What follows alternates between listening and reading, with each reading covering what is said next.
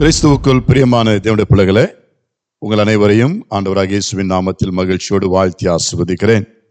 இந்த நாளிலும் கூட தேவனுடைய வார்த்தையிலே நாம் பார்க்கும் பொழுது கர்த்தர் கொடுத்த ஒரு வார்த்தை நீதிமொழிகளின் புஸ்தகத்தில் 20ஆம் அதிகாரம் 24வது வசனம். நீதிமொழிகள் 20வது அதிகாரம் 24வது வசனம். கர்த்தராலே மனுஷருடைய நடைகள் வாய்க்கும், ஆகையால் மனுஷன் தன் வழியை அறிந்து கொள்வதெப்படி? ஆமென், ஹல்லேலூயா.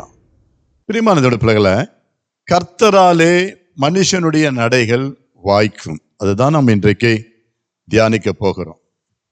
இன்றைக்கு நம்முடைய காரியங்கள் வாய்க்க வேண்டும், நம்முடைய செய்கைகள், நம்முடைய கிரியைகள் வாய்க்க வேண்டும் என்றால் நாம் என்ன செய்ய வேண்டும்? எப்படி தேவனாலே நம்முடைய நடைகள், நம்முடைய காரியங்கள் வாய்க்கும் என்பதை இந்த நாளிலே நாம் பார்த்து, நம்முடைய வாழ்க்கையிலே தேவனாலே நம்முடைய குறைகள் எல்லாம் அல்லது நம்முடைய காரியங்கள் எல்லாம் வாய்க்கும்படி கர்த்தர் செய்ய நாம் தேவ சமூகத்தில் காத்திருப்போம். நாம் வேதத்தில் வாசிக்கும் பொழுது ஒரு மனுஷனுடைய நடைகள் கர்த்தரால் வாய்க்கும் என்று சொல்லப்பட்டிருக்கிறது. ஆம், காரியங்களை வாய்க்க செய்கிறவர் கர்த்தர். வேதம் சொல்லுகிறது, சீட்டு மடியிலே போடப்படும், காரிய சித்தியோ கர்த்தரால் வரும். சீட்டு மடியில் போடப்பட்டாலும் கூட காரிய சித்தி என்பது, அந்த வாய்க்கின்ற காரியம் என்பது கர்த்தராலே வரும் என்று சொல்லப்பட்டிருக்கிறது. அது மட்டுமல்ல, குதிரைகள் யுத்த நாளுக்கென்று ஆயத்தமாக்கப்பட்டாலும் ஜெயமோ கர்த்தரால் வரும் என்று வேதம் சொல்லுகிறது. தேவன் அநேக காரியங்கள் அவருடைய கண்ட்ரோல்ல வைத்திருக்கிறதை நம்மாலே பார்க்க முடியும். இன்னொரு வசனமும் இப்படியாய் சொல்லுகிறது, ஓடுகிறவனாலும் ஒன்றுமில்லை, விரும்புகிறவனாலும் ஒன்றுமில்லை, இறங்குகிற கர்த்தராலே எல்லாம் ஆகும். இன்னொரு வசனம் வேதத்தில் சொல்லப்பட்டிருக்கிறது, விதைக்கிறவனாலும் ஒன்றுமில்லை, நீர் பாய்ச்சுகிறவனாலும் ஒன்றுமில்லை, விளை செய்கிற தேவனாலே எல்லாம் ஆகும் என்று சொல்லப்பட்டிருக்கிறது. இப்படி இருக்க இன்றைக்கு நாம் புரிந்து கொள்ள வேண்டிய ஒரு காரியம் என்னவென்றால், எல்லாமே தேவனாலே நம்முடைய வாழ்க்கையிலே நடக்கிறது என்பதை விசுவாசிக்க வேண்டும். விசுவாசிகளுக்கு தகப்பன் என்று அழைக்கப்பட்ட ஆபிரகாம், அவர் தம்முடைய வேலைக்காரனை பார்த்து தன்னுடைய மகனுக்காக, ஆபிரகாம் தம்முடைய மகனுக்கு பெண் பார்க்கும்படியாக வேலைக்காரனை கூப்பிட்டு இப்படியாய் சொல்லி அனுப்புகிறதை பார்க்கிறோம். அந்த வசனத்தை வேதத்தில் ஆதியாகம புஸ்தகம் 24ஆம் அதிகாரம் 40வது வசனத்திலே நாம் அதை குறித்து வாசிக்கலாம். எடுத்தவர்கள் வாசிக்கலாம். அவர், நான் வழிபடும் கர்த்தர் உன்னோடே தம்முடைய தூதனை அனுப்பி உன் பிரயாணத்தை வாய்க்க பண்ணுவார். என் இனத்தாரிடத்திலும் என் தகப்பன் வீட்டிலும் நீ என் குமாரனுக்கு பெண் கொள்வாய். ஆமென், ஹல்லேலூயா. பாருங்க பிரியமான தேவனுடைய பிள்ளைகளே, அந்த ஆபிரகாம் தன்னுடைய குமாரனுக்கு பெண் பார்க்கும்படியாக தன்னுடைய வேலைக்காரனை வழி அனுப்பும் பொழுது இப்படியாய் சொல்லி அனுப்புகிறார், நான் வழிபடும் கர்த்தர் உன்னோட கூட இருந்து தம்முடைய தூதனை உனக்கு முன்பாக அனுப்பி உன் பிரயாணத்தை வாய்க்க பண்ணுவார். நான் வழிபடும் தெய்வம், நான் வழிபடும் கர்த்தர், நான் ஆராதிக்கிற கர்த்தர் உனக்கு தூதனை துணையாக கொடுத்து அல்லது அவருடைய பிரசன்னத்தை கொடுத்து, ஆமென், நீ செல்லும் காரியத்தை ஆமென் வாய்க்கும்படியாய் செய்வார். நீ பயப்படாதே, எனக்கு இது ஒரு மிகப்பெரிய காரியம். என்னுடைய எஜமானுடைய மகனுக்கு பெண் பார்ப்பது என்பது அவர் ஒரு லேசான காரியம் அல்ல. பாருங்க பிரியமானதோட பிள்ளைகளை, இது ஒரு கடினமான ஒரு காரியம். அந்த மகனுக்கு சொல்லப்போனால் ஒரு ராஜாவுடைய மகன் இளவரசனுக்கு பெண் பார்ப்பது ஒரு பெரிய ஐஸ்வர்யமான், பெரிய தேவ மனிதன். தேவ மனிதனுக்கு மருமகளை பார்ப்பது என்பது அவ்வளவு சிறிய காரியம் அல்ல. ஆனாலும் அந்த ஆபிரகாம் சொல்லி அனுப்புகிற காரியத்தை பார்க்கும் பொழுது இது உண்மையாகவே சந்தோஷமான ஒரு வார்த்தை. நான் வழிபடும் கர்த்தர், நாம் தொழுது கொள்ளுகிற கர்த்தர், நான் ஆராதிக்கிற இயேசுநாதர் உனக்கு துணையா இருப்பார். தம்முடைய தூதனை அனுப்பி உன் பிரயாணத்தை வாய்க்க பண்ணுவார். நீ எதற்காக செல்லுகிறாயோ அந்த காரியத்தை உனக்காக அவர் செய்வார். உன் காரியம் வாய்க்கும் என்று சொல்லுகிறார். இது ஆபிரகாமுடைய அனுபவம். பிரியமானதோட பிள்ளைகளை, கர்த்தர் காரியங்களை வாய்க்க பண்ணுகிறவர், கர்த்தர் நடைகளை வாய்க்க பண்ணுகிறவர் என்கின்ற சத்தியத்தை ஆபிரகாம் நன்கு அறிந்திருந்தார். இந்த நாளில் கூட வேதம் சொல்லுகிறது, கர்த்தர் நம்முடைய வாழ்க்கையில கூட காரியங்களை வாய்க்க பண்ணும் தெய்வமாய் இருக்கிறார். எப்பொழுது அவர் நம்முடைய வாழ்க்கையில காரியங்களை வாய்க்க பண்ணுகிறார், எப்பொழுது நம்முடைய காரியங்களை அவர் வாய்க்காதபடிக்கு செய்கிறார் என்று வேதத்தின்படி நாம் வாசிக்கும் பொழுது, தியானிக்கும் பொழுது சில காரியங்களை உங்களுக்கு முன்பாக நான் வாய்க்க விரும்புகிறேன். உபாகமத்தின் புஸ்தகத்துல 29ஆம் அதிகாரம் 9 வாசிக்கிற 9வது வசனத்திலே நாம் வாசிக்கும் பொழுது, வாசிப்போம். 29:9. இப்பொழுதும் நீங்கள் செய்வதையெல்லாம் உங்களுக்கு வாய்க்கும்படிக்கு இந்த உடன்படிக்கையின் வார்த்தைகளை கைக்கொண்டு அவைகளின்படி செய்வீர்களாக. ஆண்டவர் தெளிவாய் சொல்லுகிறார், இப்பொழுதும் நீங்கள் செய்வதெல்லாம் வாய்க்கும்படி. இன்றைக்கு அநேகருடைய பிரச்சனை, நான் எதை செய்தாலும் வாய்க்க மாட்டேங்குது, நான் எதை நினைச்சாலும் வாய்க்க மாட்டேங்குது. அநேகருடைய கவலைகள் எல்லாம் இதுதான், அநேகருடைய கஷ்டங்கள் எல்லாம் இதுதான். இந்த செய்தியை கேட்கின்ற தேவ பிள்ளைகளை, உங்களுடைய வாழ்க்கையில கூட எத்தனையோ முயற்சிகள் செய்தும் எத்தனையோ பிரயாசங்கள் பட்டும் காரியங்கள் வாய்க்கவில்லையா? இதோ கர்த்தர் உன்னோடு பேசி கொண்டிருக்கிறார். கர்த்தருடைய சத்தத்திற்கு செவி கொடுப்பாயாக. அவர் என்ன சொல்லுகிறார்? நீங்கள் செய்வதெல்லாம் உங்களுக்கு வாய்க்கும்படிக்கு இந்த உடன்படிக்கையின் வார்த்தைகளை, நான் சொல்லும் வார்த்தைகளை கை கொண்டு அவைகளின்படி செய்வீர்களாக என்று சொல்லுகிறார். அடுத்த வசனத்தில் வாசிக்கிறோம், 10-15 முடிய. அப்படி செய்யும் பொழுது தேவன் நம்முடைய வாழ்க்கையில என்ன செய்கிறார்? நம்முடைய காரியங்களை ஜெயமாக, அற்புதமாக வாய்க்க செய்து நாம் நினைப்பதற்கும் வேண்டுவதற்கும் அதிகமாகவே நம்முடைய வாழ்க்கையை அவர் சிறப்பித்து ஆசீர்வதிக்கிற தெய்வமாய் காணப்படுகிறார். நிச்சயமாகவே இந்த வார்த்தைகளை கேட்கின்ற உங்களுடைய வாழ்க்கையிலே தேவனாகிய கர்த்தர் சொல்லுகிற வார்த்தைகள், வேதத்தின் வார்த்தைகள், தேவனுடைய வார்த்தைகளை நாம் கவனமாய் கேட்கும் பொழுது, அந்த ஆபிரகாமின் தேவன், ஈசாக்கின் தேவன், அந்த யாக்கோபின் தேவன் அவர் சொன்னபடியே நம்முடைய வாழ்க்கையில காரியங்களை சித்திக்க பண்ணுவார், அவைகளை வாய்க்க பண்ணுவார். ஆமென், ஹல்லேலூயா. தொடர்ந்து நாம் வாசிக்கிறோம் ஏசாயாவின் புஸ்தகத்தில் 48ஆம் அதிகாரம் 14-18 முடிய ஒரு 4 வசனங்களை நாம் வாசிப்போமாக. ஏசாயாவின் புஸ்தகம் 48ஆம் அதிகாரம் 14-18 முடிய. நீங்கள் எல்லாரும் கூடி வந்து கேளுங்கள். கர்த்தருக்கு பிரியமானவன் அவருக்கு சித்தமானதை பாபிலோனில் செய்வான். அவன் புயம் கல்தேயரின் மேல் இருக்கும் என்பதை இவர்களில் அறிவித்தவன் யார்? நானே அதை சொன்னேன். நான் அவனை அழைத்தேன், நான் அவனை வரப்பண்ணினேன். அவன் வழி வாய்க்கும். நீங்கள் என் சமீபத்தில் வந்து நான் சொல்வதை கேளுங்கள். நான் ஆதி முதற்கொண்டு அந்தரங்கத்தில் பேசவில்லை. அது உண்டான காலம் துவங்கி அங்கே நான் இருந்தேன். இப்பொழுதோ கர்த்தராகிய ஆண்டவரும் அவருடைய ஆவியும் என்னை அனுப்புகிறார். இஸ்ரவேலின் பரிசுத்தராயிருக்கிற உன் மீட்பரான கர்த்தர் சொல்லுகிறதாவது, பிரயோஜனமாயிருக்கிறதை உனக்கு போதித்து நீ நடக்க வேண்டிய வழியிலே உன்னை நடத்துகிற உன் தேவனாகிய கர்த்தர் நானே. என் கற்பனைகளை கவனித்தாயானால் நலமாயிருக்கும். அப்பொழுது உன் சமாதானம் நதியைப் போலும், உன் நீதி சமுத்திரத்தின் அலைகளைப் போலும் இருக்கும். ஆமென், ஹல்லேலூயா. அன்பான தேவனுடைய பிள்ளைகளே, வாசிக்கப்பட்ட இந்த பகுதியில் நீங்கள் எல்லோரும் கூடி வந்து கேளுங்கள், நான் சொல்வதை கேளுங்கள், என்னுடைய உடன்படிக்கையின் வார்த்தைகளை கேளுங்கள் என்று கர்த்தர் அழகாக அறைகூவல் விடுகிறதை நாம் பார்க்கிறோம். கேளுங்கள். கர்த்தருக்கு பிரியமானவன் கர்த்தருக்கு சித்தமானதை செய்கிறபடினால கர்த்தர் என்ன செய்கிறாரா? அவனுடைய காரியங்கள் எல்லாவற்றையும் வாய்க்க பண்ணுகிறார் என்று சொல்லப்பட்டிருக்கிறது. ஆமென். வாசிக்கப்பட்ட பகுதியில கர்த்தர் அவனுடைய வழியை வாய்க்கும்படி செய்கிறார்.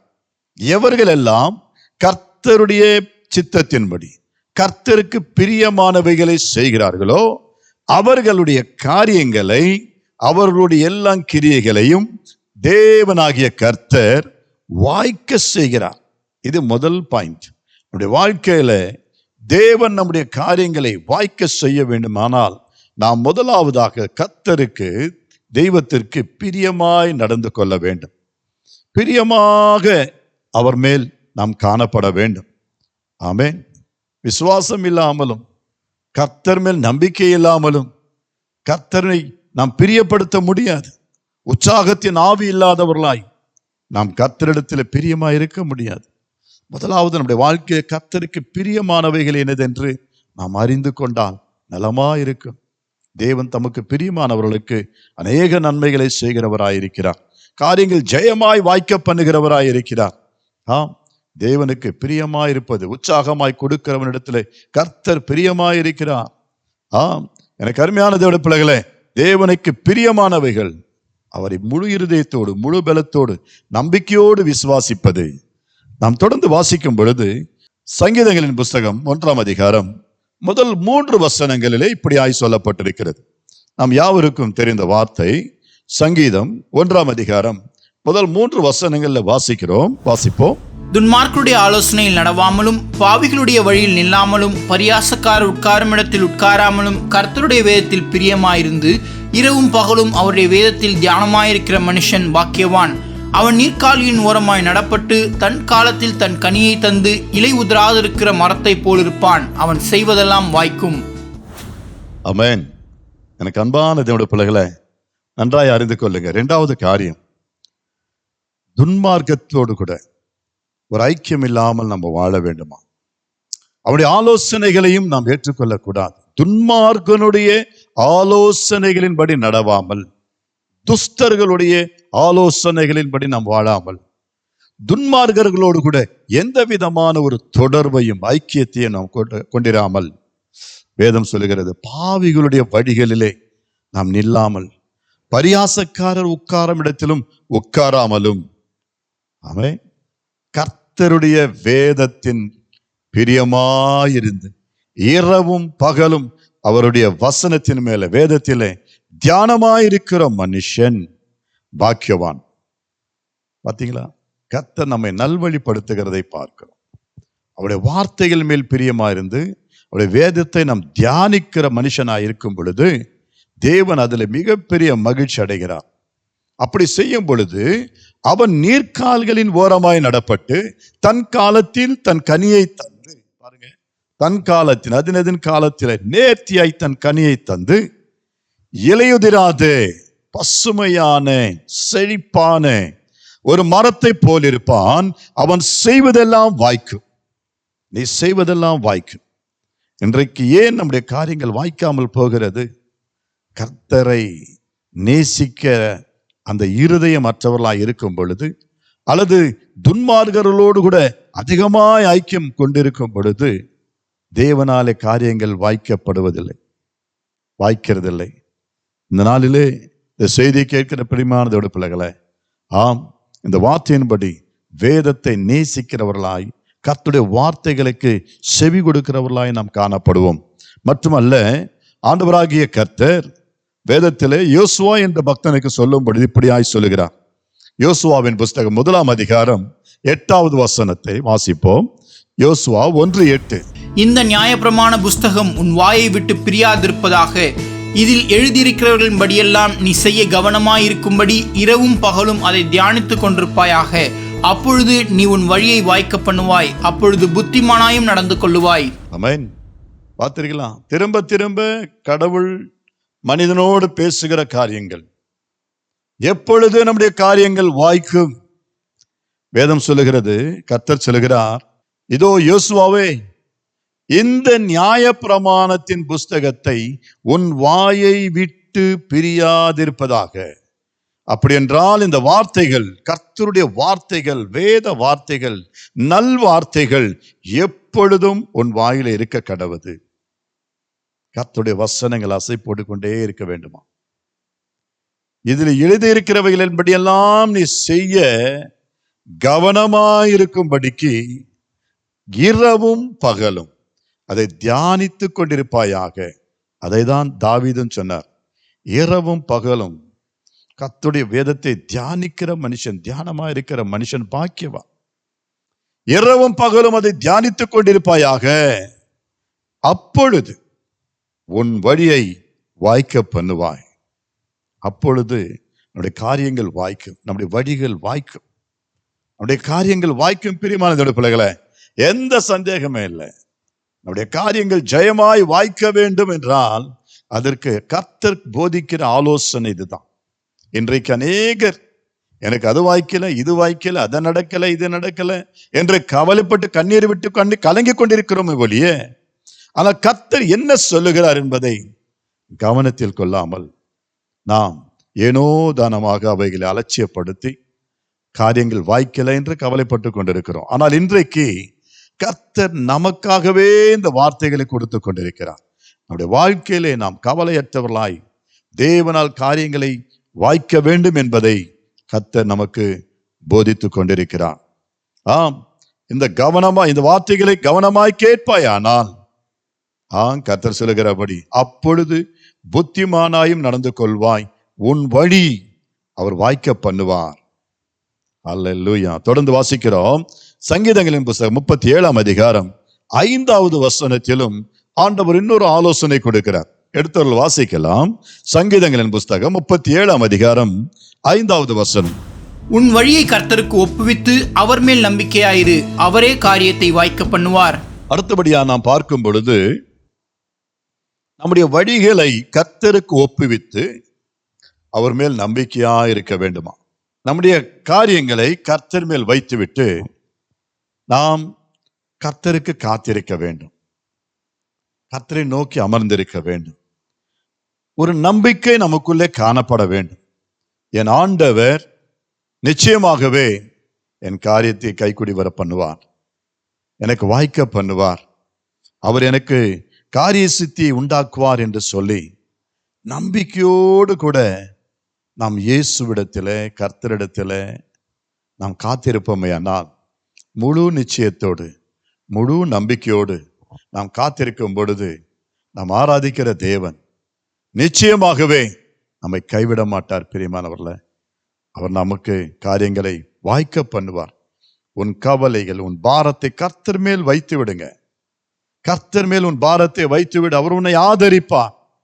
நம்முடைய பிள்ளைகளை ஒருபோதும் தள்ளாட விட்டார்.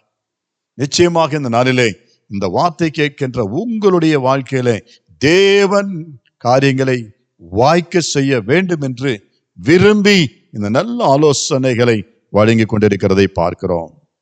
ஆம், கர்த்தர் எப்பொழுது நம்முடைய காரியங்களை வாய்க்க பண்ணுவார், எப்பொழுது நம்முடைய காரியங்கள் வாய்க்கும் என்று சொல்லும் பொழுது இன்னொரு வசனத்தை உங்களுக்கு முன்பாக வைக்க விரும்புகிறேன். ஆதியாகமத்தின் புஸ்தகம் 39ஆம் அதிகாரம் 2வது வசனமும் 3வது வசனமும். ஆதியாகம புஸ்தகம் 39ஆம் அதிகாரம் 2, 3 வசனங்களை பார்ப்போம். கர்த்தர் யோசேப்போடு இருந்தார், அவன் காரிய சித்தியுள்ளவனானான். அவன் எகிப்தியனாகிய தன் எஜமானுடைய வீட்டிலே இருந்தான். கர்த்தர் அவனோடு இருக்கிறார் என்றும் அவன் செய்கிற யாவையும் கர்த்தர் வாய்க்க பண்ணுகிறார் என்றும் அவன் எஜமான் கண்டு.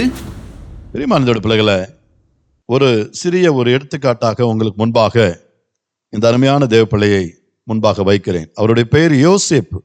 யோசேப்பு யாக்கோபுடைய இளைய மகன். ஆனாலும் பல சோதனைகள் மத்தியிலே வாழ்ந்து கொண்டிருந்த நாட்களிலே வேதம் சொல்லுகிறது, தன் சொந்த குடும்பத்திலே சொந்த சகோதரர்கள் அவரை வெறுத்தாலும் புறக்கணித்தாலும் தூக்கி எறிந்தாலும் பகைத்தாலும் வேதம் சொல்லுகிறது கர்த்தர் யோசேப்போடு இருந்தார் என்று. தேவனாகிய கர்த்தர் யோசேப்போடு கூட இருக்கிறார்.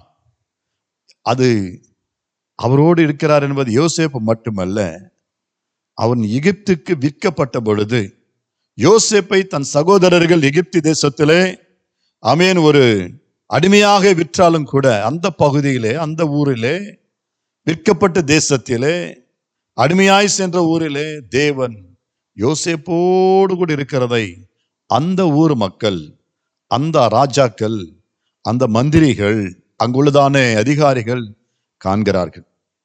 பாருங்க பிரியமான தேவ பிள்ளைகளை, நம்முடைய ஆண்டவர் நம்மளை கைவிட மாட்டார்.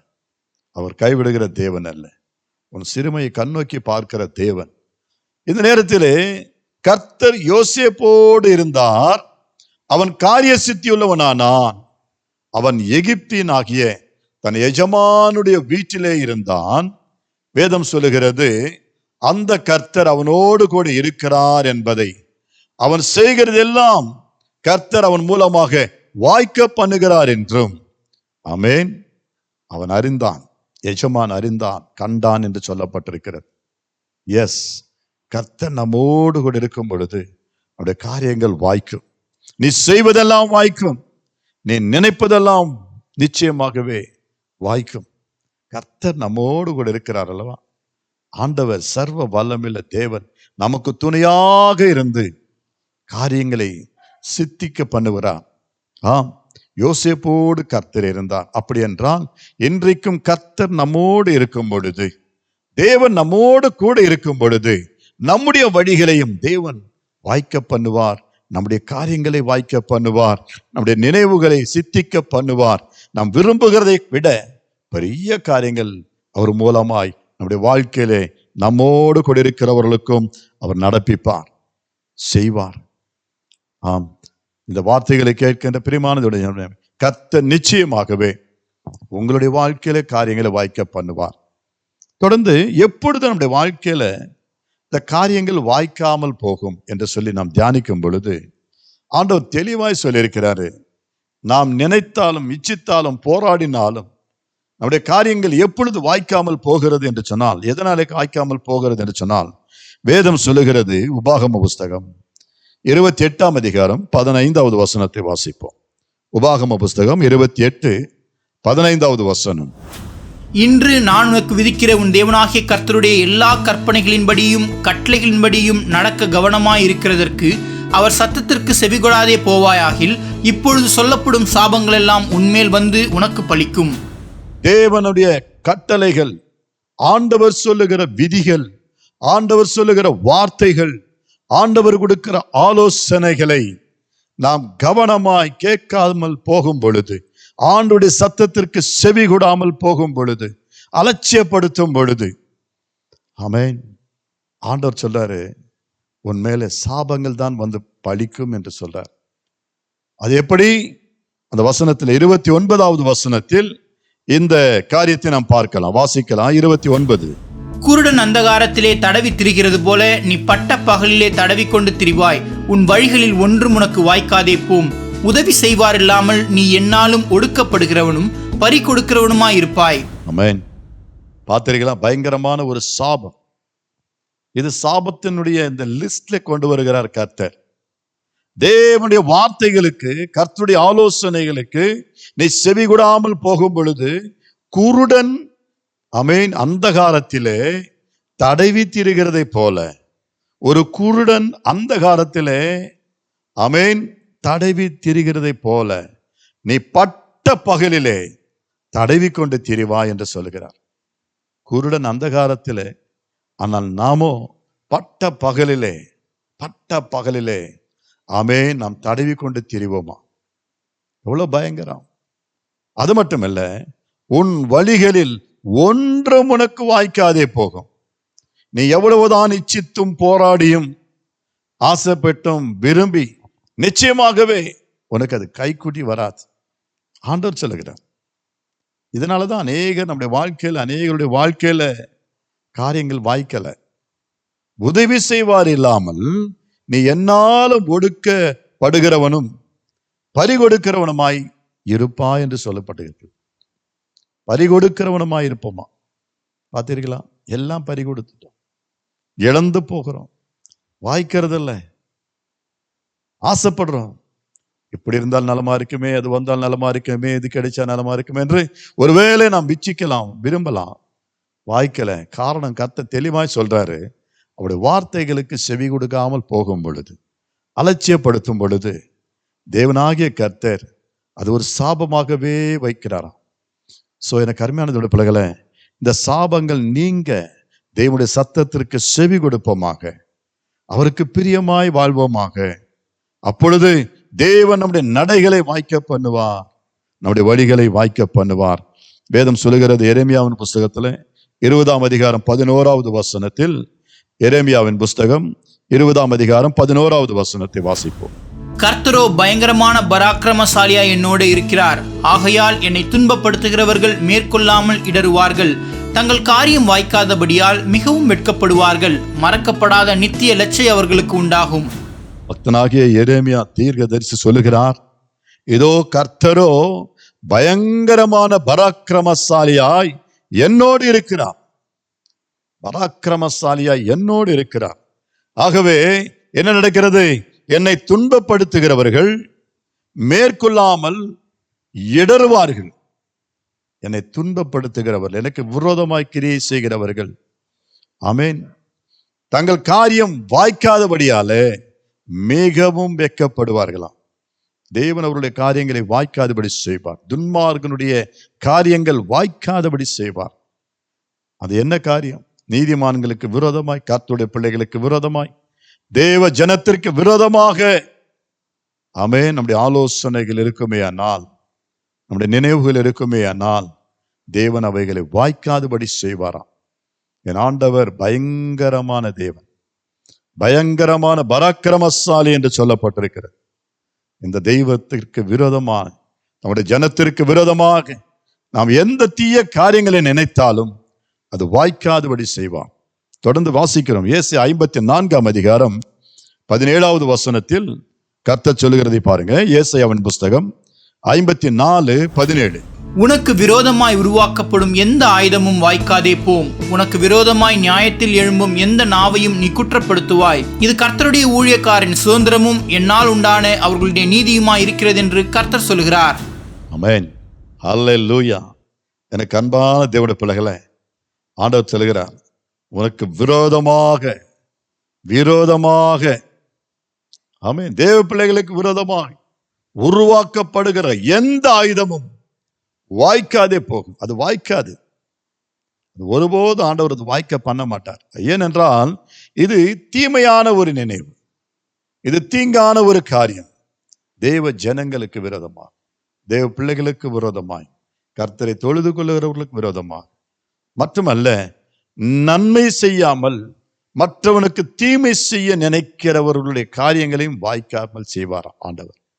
இது தேவ ஜனங்களுக்கு மட்டுமல்ல, யாரா இருந்தாலும் எவர்களா இருந்தாலும் நாம் மற்றவர்களுக்கு தீமை செய்ய நினைக்கவே கூடாது, தீங்கு செய்யணும்னு நினைக்க கூடாது.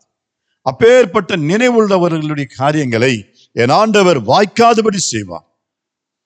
நன்மை செய்கிறவர்களாய் வாழ்வோமாக, பிறரை நேசிக்கிறவர்களாய் நாம் காணப்படுவோமாக. கர்த்தர் அன்பாகவே இருக்கிறார். பிரியமானவர்களே, கர்த்தருடைய அன்பு இந்த உலகத்திற்கு நாம் எடுத்துரைப்போமாக, காண்பிப்போமாக. நாம் அப்படி செய்யும் பொழுது தேவன் நம்முடைய காரியங்களை ஆமென் ஜெயமாய் மாற்றுவார், வாய்க்க பண்ணுகிற தேவன். ஒரு முறை அப்போஸ்தலனாகிய பவுல், அவர் சவுலாயிருந்த காலத்தில், ஆமென், தேவ ஜனங்களுக்கும் திருச்சபைகளுக்கு விரோதமாக கங்கணங்கட்டி கொண்டு அவர்களை அழிக்கவும் சிதறடிக்கவும் சபைகளை துன்புறுத்தும்படியாக அதிகாரத்தோடு புறப்பட்டு போகிறதை பார்க்கிறோம். ஆனால் தமஸ்கு என்ற ஊருக்கு அருகில வந்த பொழுது, அந்த வழியாய் சென்று கொண்டிருந்த பொழுது, சர்வ வல்லமையுள்ள தேவனாகிய கர்த்தர், ஜீவனுள்ள ஆண்டவராகிய இயேசு கிறிஸ்து அவரை சந்திக்கிறதை பார்க்கிறோம். அவர் சந்தித்து என்ன வார்த்தை சொல்லுகிறார் பாருங்க. அந்த வசனம் 9, அப்போஸ்தலர் நடபடிகள் 9ஆம் அதிகாரத்தில் முதல் 5 வசனங்களை அதை குறித்து வாசிக்கும் போறோம். முதல் 2 வசனங்களை வாசிப்போமாக. சவுல் என்பவன் இன்னும் கர்த்தருடைய சீஷரை பயமுறுத்தி கொலை செய்யும்படி சீரி பிரதான ஆசாரியரிடத்திற்கு போய், இந்த மார்க்கத்தாராகிய புருஷரையாகிலும் ஸ்திரீகளையாகிலும் நான் கண்டுபிடித்தால் அவர்களை கட்டி எருசலேமுக்கு கொண்டு வரும்படி தமஸ்குவில் உள்ள ஜெப ஆலயங்களுக்கு நிருபங்களை கேட்டு வாங்கினான். ஆமென். பார்த்தீர்களா? சவுல் என்பவன் கர்த்தருடைய சீஷர்களை பயமுறுத்தி அவர்களை கொலை செய்யும்படி கொலைக்காரனாக புறப்பட்டு போகிறான். அந்த சீரி பிரதான ஆசாரியரிடத்தில் போய் ஒரு உத்தரவு வாங்கிட்டு போகிறதை பார்க்கிறோம். அதிகாரத்தை கொண்டு செல்கிறதை பார்க்கிறோம். ஆமென். இந்த மார்க்கத்தாராகிய புருஷராகிலும் ஸ்திரீகளை ஆகிலும் நான் கண்டுபிடித்தால், இந்த மார்க்கத்தார் எந்த மார்க்கம்? அது கிறிஸ்துவின் மார்க்கம், இயேசுவுக்கு பின் செல்கிறவர்களுடைய மார்க்கம். இயேசுவுக்கு பின் செல்கிறவர்களை, இயேசுவை ஆராதிக்கிறவர்களை, கிறிஸ்தவ மார்க்கம், இந்த மார்க்கத்திலே செல்லுகிறவர்களை நான் கண்டுபிடித்தால் அவர்களை கட்டி எருசலேமுக்கு கொண்டு வந்து ஆமென். ஜபாலயங்களுக்கு ஒப்பு கொடுத்து அவர்களை துன்புறுத்தவும் கொலை செய்ய வேண்டும் என்று அதிகாரத்தோடு புறப்பட்டு போகிறார். அப்பொழுது வேதம் சொல்லுகிறது, தொடர்ந்து வாசிப்போம். அவன் பிரயாணமாய் போய் தமஸ்குவுக்கு சமீபித்த போது சடிதியிலே வானத்திலிருந்து ஒரு ஒளி அவனை சுற்றி பிரகாசித்தது. அவன் தரையிலே விழுந்தான். அப்பொழுது, சவுலே, சவுலே, நீ என்னை ஏன் துன்பப்படுத்துகிறாய் என்று தன்னுடனே சொல்லுகிற ஒரு சத்தத்தை கேட்டான்.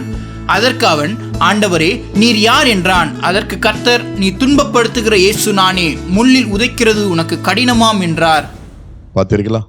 எனக்கு அன்பான தேவ பிள்ளைகளே, தேவ பிள்ளைகளுக்கு விரோதமாக தீமை செய்ய புறப்பட்டவருடைய எண்ணங்கள், சிந்தனைகள், காரியங்கள் தேவன் வாய்க்காதபடி செய்தார். வாய்க்காதபடி செய்தார். அந்த வசனத்துல வாசிக்கிறோம், நீ ஏன் என்னை துன்பப்படுத்துகிறாய்? ஆமென். நீ துன்பப்படுத்துகிற இயேசு நான் தான்ப்பா. என் பிள்ளைகளை நீ துன்பப்படுத்தினால் நீ என்னையே துன்பப்படுத்துகிறாய். முள்ளில் உதைப்பது உனக்கு கடினம் என்று சொல்லுகிறார். ஆமென். எனக்கு அருமையானதோட பிள்ளைகளை, கர்த்தர் எப்படி தன்னுடைய பிள்ளைகளை அழகாய் நடத்துகிறதை நாம் பார்க்கிறோம். தேவன் நல்ல யோசனைகளை வாய்க்க பண்ணுகிறார். நல்ல எண்ணங்களை வாய்க்கும்படி செய்கிறார். தீமையான எண்ணங்களை தேவன் அழிக்கிறதும் தடுக்கிறதும் வாய்க்காமல் செய்கிறதும் நாம் பார்க்கிறோம். நமக்கு விரோதமாய் உருவாக்கப்படுகிற ஆயுதங்களை கர்த்தர் வாய்க்காதபடி செய்கிறார். எனக்கு அருமையான தேவனுடைய பிள்ளைகளை, இந்த நாளிலும் கூட உங்களுக்கு விரோதமாக ஒருவேளை சத்துரு பலவிதமான எண்ணங்கள் கொண்டு, சிந்தனைகளை கொண்டு உங்களுடைய குடும்பத்தை அழிக்க, உன் வாழ்க்கையை அழிக்க, ஆமென், சின்ன பின்னமாக்க அவன் ஒருவேளை தீமையான யோசனைகளோடு வருவானேயானால் கர்த்தர் அது வாய்க்காதபடி செய்வான். ஒருவேளை நீங்களும் இப்பேற்பட்ட எண்ணம் கொண்டவர்களாக நீங்கள் மற்றவர்களுக்கு விரோதமாய் தீமை செய்யணும் என்று நினைத்தால் அப்பேற்பட்ட காரியங்கள் கர்த்தர் வாய்க்க பண்ண மாட்டார்.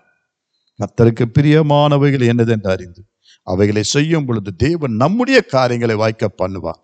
தேவன் நம்முடைய வாழ்க்கையில் அற்புதங்களை செய்வார். கர்த்தர் நம்மோடு கூட இருந்து நாம் செய்வதெல்லாம் வாய்க்கும்படி, பிறருக்கும் நாம் ஆசீர்வாதமா இருக்கும்படி கர்த்தர் நம்மை நடத்துவார்.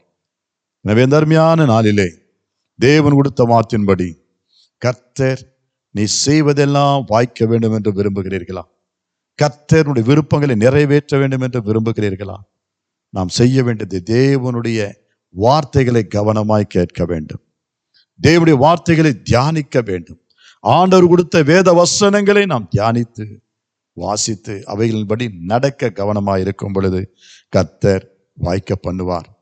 மட்டுமல்ல, உங்களுடைய எல்லா துயர துன்பங்களையும் கவலைகளையும் கர்த்தர் மேல் வைத்து விடுங்கள். உங்கள் வழியை கர்த்தர் ஒப்பு கொடுங்கள், அவர் வாய்க்க பண்ணுவார். கர்த்தர் மேல் உங்கள் பாரத்தை வைத்து விடுங்கள், அவரே உங்களை ஆதரிப்பார். மட்டுமல்ல, தேவன் உங்களோடு கூட இருப்பாரே அண்ணா, யோசேப்போடு இருந்தது போல உங்களோடும் இருப்பாரே அண்ணா, உங்களுக்கு எப்பொழுதும் காரியங்கள் ஜெயமாக மாறும். காரியங்கள் எப்பொழுதும் வாய்க்கப்படி செய்வார். இந்த நாளிலே இந்த வார்த்தைகளை கேட்ட நாம் ஒவ்வொருவருடைய காரியங்களையும் கர்த்தர் வாய்க்க பண்ணுவாராக. உங்கள் வாழ்க்கையில என்னெல்லாம் தடையா இருக்கிறதோ, இடரலா இருக்கிறதோ, அல்லது வாய்க்காமல் இருக்கிறதோ, அவைகளை தேவன் இந்த செய்திக்கு பிறகு நிச்சயமாகவே வாய்க்க பண்ணி உன்னை ஆசீர்வதித்து மகிமைப்படுத்துவாராக. God bless you all.